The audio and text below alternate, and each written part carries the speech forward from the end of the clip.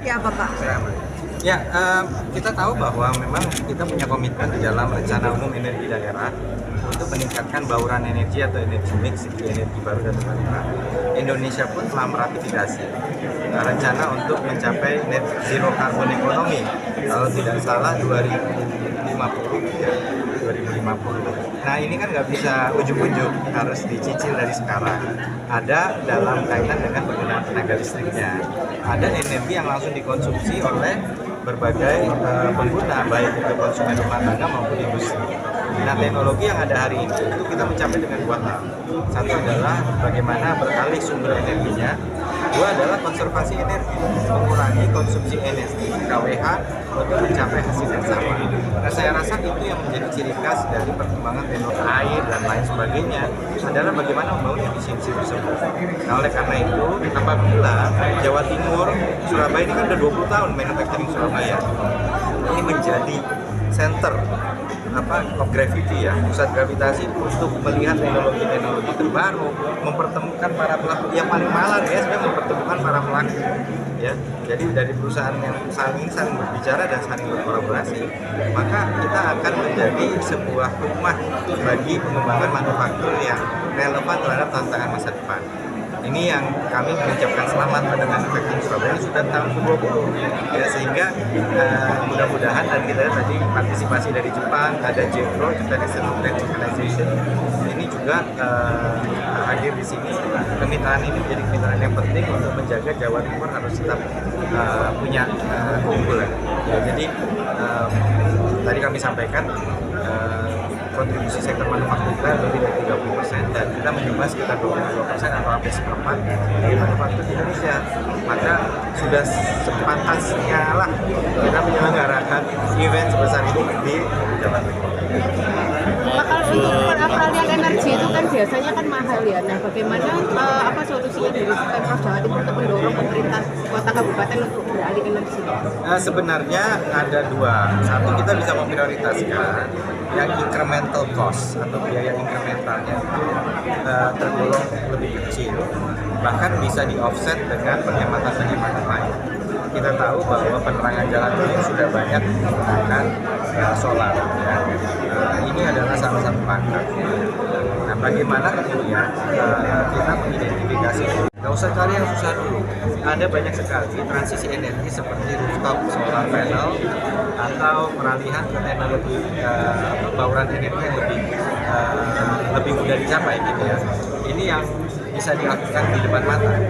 Nah, ada yang dilakukan melalui PLN ya, dengan mereka mulai melakukan pembelian energi. Ada rencana 2 kali 100 MW di 2 tempat yang berbeda di Jawa Timur untuk tenaga surya. Termasuk rencana membangun floating solar panel di permukaan bendungan. Nah, ini sedang berjalan. Artinya PLN bersedia untuk membeli karena ada insentif dari pemerintah untuk membeli energi terbarukan. Dan yang kedua, memang pelaku usaha juga sekarang setiap tahun harus membangun yang namanya sustainability report, laporan sustainability. Kalau perusahaan itu ingin eksis di kancah internasional, kalau di laporan sustainability tidak ada upaya dari dia untuk menghijaukan bauran energinya, metode produksinya, maka dia akan kalah bersaing dengan mereka yang sudah punya langkah-langkah konkret. Nah, inilah yang kita sebut sebagai teknologi semakin berubah, sehingga kemudian dia akan bisa lebih baik lagi dalam dan kompetitif lagi dalam melakukan transisi ini. Itu bukan sesuatu yang mudah untuk dicapai, dan bisa mencapai tahun ke-20 adalah sebuah anugerah yang harus kita syukuri bersama, baik bagi Pamerindo, Manufacturing Surabaya, maupun juga bagi Jawa Timur. Surabaya juga khususnya sebagai tuan rumah dari acara ini. Ini pasti tidak lepas dari berbagai tantangan. Sebagaimana disampaikan tadi, Bu Lia memberi disclaimer di tengah segala tantangan kondisi hari ini, gitu ya. Intinya beliau tentu menyampaikan bahwa kita terus berhadapan dengan dinamika global yang mempengaruhi sektor manufaktur di dalam negeri maupun di tingkat global. Namun, Manufacturing Surabaya 2026 tetap dapat diselenggarakan, dan saya merasa berbahagia bisa jadi bagian dari pameran ini. Tahun lalu saya berhalangan nggak bisa hadir. Syukur meskipun sebentar tahun ini saya bisa hadir, meskipun langsung jalan lagi, nanti mudah-mudahan bisa nyambung dengan Pak Kadis Perindak. Kabitnya juga hadir ya Pak ya. Nanti dengan kabitnya ya, jadi supaya nanti connect terus. Ada dua kata kunci saja yang ingin kami sampaikan pada kesempatan ini. Pertama adalah tentunya mengenai MICE, yang kedua adalah mengenai sektor manufaktur itu sendiri. Jadi kalau kita ngomong mengenai pameran ini juga industri MICE, jadi Meeting, Incentive, Conference, and Exhibition. Bagaimana kemudian MICE ini bisa menjadi sebuah perputaran ekonomi yang sangat strategis. Saya meyakini yang hadir di Manufacturing Surabaya selain dari Jawa Timur juga dari berbagai daerah ingin melihat langsung perkembangan terkini dari teknologi-teknologi di bidang manufacturing. Saya lihat di sini ada keywordnya adalah automation dan green industry untuk machinery dan tools, yang memang hari ini tidak dapat dipungkiri transisi menuju, dulu kita sering mendengar revolusi industri keempat. Yang revolusi industri ketiga itu sebenarnya otomatisasi kan, komputerisasi. Revolusi industri keempat itu adalah connectivity gitu. Sebenarnya revolusi industri ketiga aja belum paripurna, kemudian masuklah revolusi industri keempat yang kemudian mengkombinasikan antara connectivity dan otomatis. Bapak Emil Elisianto Darda PhD selaku Wakil Gubernur Provinsi Jawa Timur, Mr. Takonai Susumu as Consulate General of Japan, Dr. Iwan S. Hut MM, Kepala Dinas Perindustrian dan Perdagangan Provinsi Jawa Timur, Ibu Ria Triana Miki, STMT, Kepala Bidang Pemberdayaan Industri Dinas Perindustrian dan Perdagangan Provinsi Jawa Timur, Rektor Institut Teknologi PLN, Profesor Dr. Insinyur Iwa Garniu, MK, MT, IPU, ASEAN dan APEC INC, Bapak Adi Prawito, Wakil Ketua Umum Bidang Jasa Konsultan di acara pembukaan pameran manufaktur dan lintas industri terbesar di wilayah timur Indonesia, khususnya di Jawa Timur.